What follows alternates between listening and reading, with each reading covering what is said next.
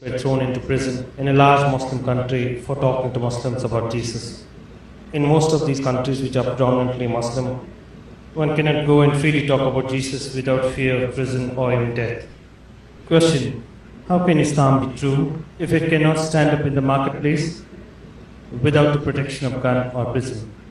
Indeed, does not the truth swallow criticism and debate?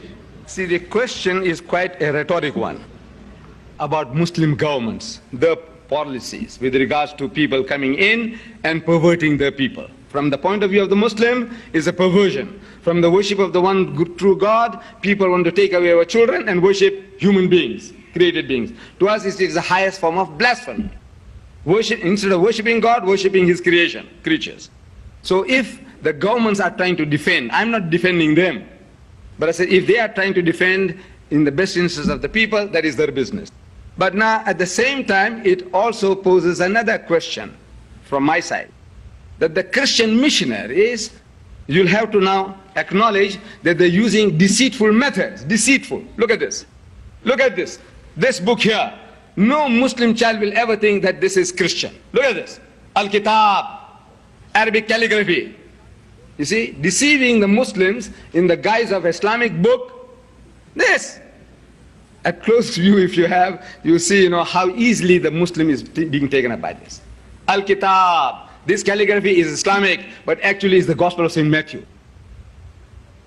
Can you imagine? Deceit. Now, I want to know whether your Christianity allows you to deceive people. In Pakistan, on my way, I delivered a lecture.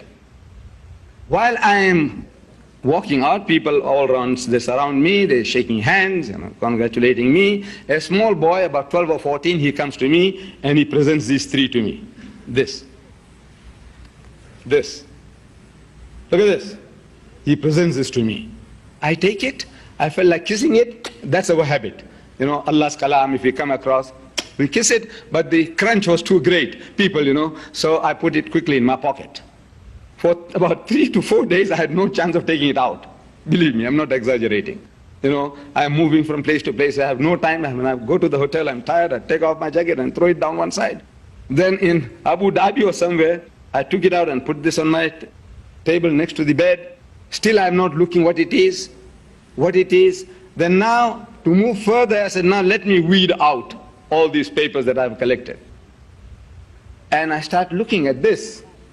I'm reading Allah Muhammad. Look at it. Allah Muhammad. I'm reading Allah Muhammad. I turn the back, it's calendar. Another one, beautiful calligraphy, Islamic calligraphy. Look at this. In 100 years, the Muslim child will never know what he's harboring in his house. Sticker, beautiful sticker. He's going to tear this out and put it in the Quran, stick it in the Quran. You know what? Deceit. Christian missionaries, this is what they're doing to our people now. Deceiving them. This one here, this is back of it. He said the Lord's Prayer. It's a Lord's Prayer? We don't talk like that. The Lord's Prayer says Al-Fatiha. We say Al-Fatiha, the opening chapter, Bismillahir Rahmanir Rahim, Alhamdulillahi Rabbil Alameen, opening chapter, the Lord's Prayer. So what's this? Abbana, say, O our Father, which art in heaven, hallowed be thy name, thy kingdom come, thy will be done on earth as it is in heaven, in Arabic. Calligraphy, deceitful. You see what you're doing? Deceiving the people. This one here is not Allah Muhammad.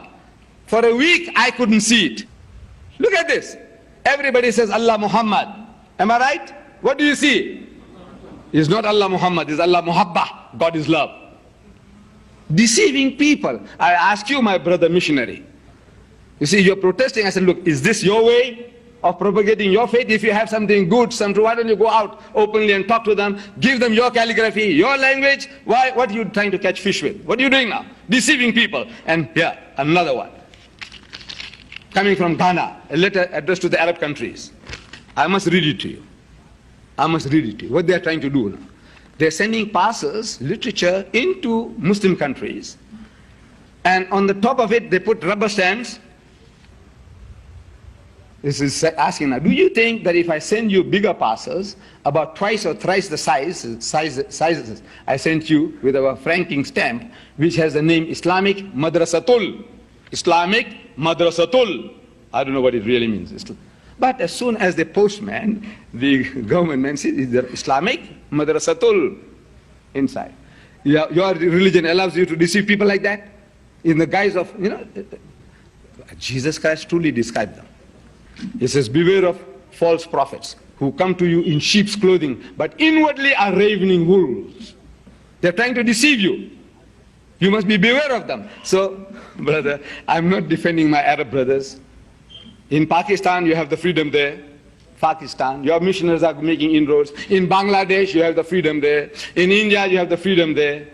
See? In Indonesia, Malaysia, you have the freedom there. If some Arabs, are more stringent in the regulations, but you're still getting through. Look, by deceit, by post, by radio, you're getting through. So what are you complaining about? What is your complaint? We have a legitimate complaint. Books that the Christians write. Every book. Inside, why I became a Christian. Sultan Muhammad Paul. When you flip the pages, verses from the Quran. For the Muslim, these verses are sacred, sacrosanct. Every child, every grown-up will kiss it and put it next to the Quran. Why? Because Allah's kalam is, He will not tear it, He will not burn it. You know the psychology of the Muslim, and you're taking unfair advantage of it. Look at this. From Sufism to Islam, John Abdul Subhan. Look at this. Deceit. Does your religion allow you to deceive people like this? Catching fish? No, you tell me. So what are you crying about? What are you complaining about? In Africa, you have 35,000 full-time crusaders.